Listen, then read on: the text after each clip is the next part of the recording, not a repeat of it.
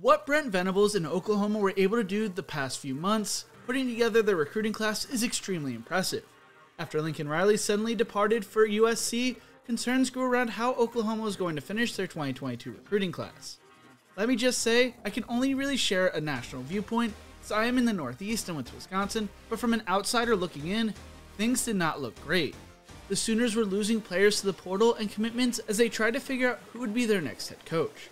They did not panic and went through their due diligence, hiring who they felt was the right guy in Brent Venables. When Venables got to Norman, he had his work cut out for him.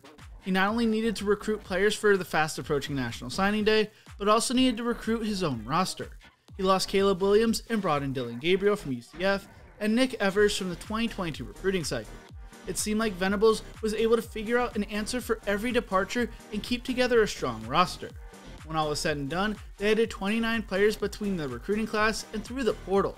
When it came to Venables' recruiting class, although they were unable to land a 5-star player this cycle, 15 of their 21 commits were 4-star players ranked inside the top 350 players in the nation. Gentry Williams was the gem of the class, and along with him, they added 4-star defensive lineman Grayson Halton. Halton had been committed to Oregon until the Ducks coaching change, and they were also able to flip Fort Lauderdale, Florida defensive end R. Mason Thomas, with Thomas being one of the 2 Floridians to jump on board Wednesday. Defensive back Jamarian Burt also picked the Sooners. They flipped 3-star defensive end outside linebacker Cavante Henry from Michigan to Oklahoma as well. Venables told Tulsa World, "Couldn't be more excited about the group of guys that we have. We've covered every position and are fortifying our depth and reloading across the board on both sides of the football and both sides of the line of scrimmage." The Sooners recruiting class was the 8th best class in the nation and 2nd best class in the Big 12, behind rival Texas. Had the Sooners been in the SEC, they would have had the 5th best recruiting class behind Texas A&M, Alabama, and Georgia, along with Texas. Venables told the Oklahoman, "Our hit rate was outstanding. I'm thinking we might have brought one guy that we brought in on an official visit that we didn't get in the last 3 weeks. So that's a good hit rate for us. This is the highest graded recruiting class Oklahoma has had since 2008, even beating out the Sooners' 6th ranked recruiting class in 2019. Hey you, yeah, you. Do you think Brent Venables is setting Oklahoma up for success? Let me know in the comment section below. If you're enjoying this video, make sure to leave a like, a comment, and subscribe to the channel. I would really appreciate it because it really helps the video in the algorithm. So how does Oklahoma now move on from Caleb Williams?